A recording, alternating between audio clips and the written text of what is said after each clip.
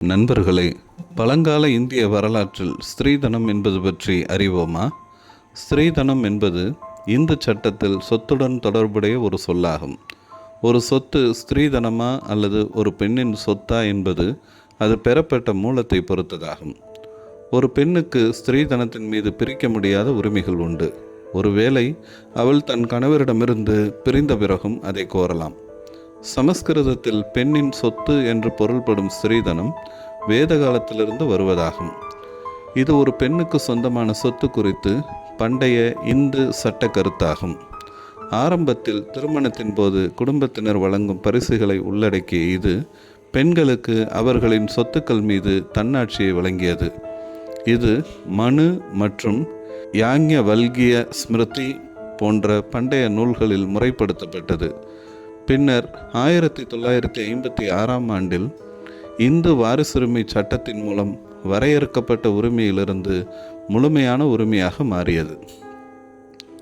பொது காலத்திற்கு முன்பாக 1500 முதல் 500க்கு இடைப்பட்ட வேத காலத்தில் ஸ்திரீதனம் பெண்களின் பொருளாதார பாதுகாப்பிற்கான ஒரு புரட்சிகரமான கருத்தாக உருவானது. இது பெற்றோர், சகோதரர்கள் மற்றும் கணவர்களிடமிருந்து பெறும் திருமண பரிசுகளான நகைகள், ஆடைகள் உள்ளிட்ட பொருட்களை உள்ளடக்கியது. பாரம்பரிய சட்ட நூல்களான மனுஸ்மிருதி மற்றும் யாக்ஞவல்கிய ஸ்மிருதி ஆகியவை ஸ்திரீதனத்தை பெண்ணின் சொத்து என அங்கீகரித்தன. யாக்ஞவல்கிய ஸ்மிருதியை அடிப்படையாக கொண்ட மிதாக்ஷர மற்றும் தயாபாக பள்ளிகள் வாரிசுரிமை குறித்த விரிவான சட்ட விளக்கங்களை வழங்கின. மிதாக்ஷர பள்ளிகள் இதை குடும்பத்தினரிடமிருந்து பெறப்படும் பரிசுகள் என வரையறுக்கின்றன. அதே சமயம் தயாபாக பள்ளிகள் ஒரு பெண்ணுக்கு அவளது கணவர் உயிருடன் இருக்கும்போதே அது சொத்தின் மீது பரந்த கட்டுப்பாட்டை வழங்குகின்றன. ஸ்திரீதனம் யௌதகா மற்றும் அயௌதகா என 2 வகைப்படும். யௌதகா என்பது திருமண நிகழ்வின் போது மணமகளுக்கு வழங்கப்படும் பரிசுகளை குறிக்கிறது. அயௌதகா மற்ற பரிசுகளை உள்ளடக்கியதாகும். 1956க்கு முந்தைய காலகட்டத்தில் வரலாற்று ரீதியாக பெண்கள் இந்த சொத்துக்கு உரிமையாளர்களாக இருந்த போதிலும் தங்கள் கணவரின் அனுமதியின்றி சில வகையான அசையா சொத்துக்களை விற்கவோ அல்லது தானம் செய்யவோ அவர்களுக்கு பெரும்பாலும் வரையறுக்கப்பட்ட அதிகாரமே இருந்தது.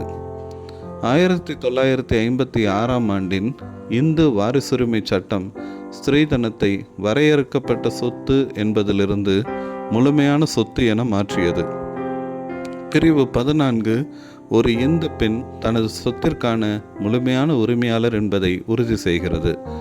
ஸ்திரீதனம் என்பது தானாக முன்வந்து வழங்கப்படும் பரிசுகளாகும். ஆனால் வரதட்சணை என்பது கட்டாயப்படுத்தி பெறுவதாகும். எது எப்படியோ பெண்களுக்கு உயிருக்கும் மாண்புக்கும் மேலாக இங்கே மதிக்கப்படுவது ஸ்திரீதனமும் வரதட்சணையுமே என்பதில் சந்தேகமில்லை.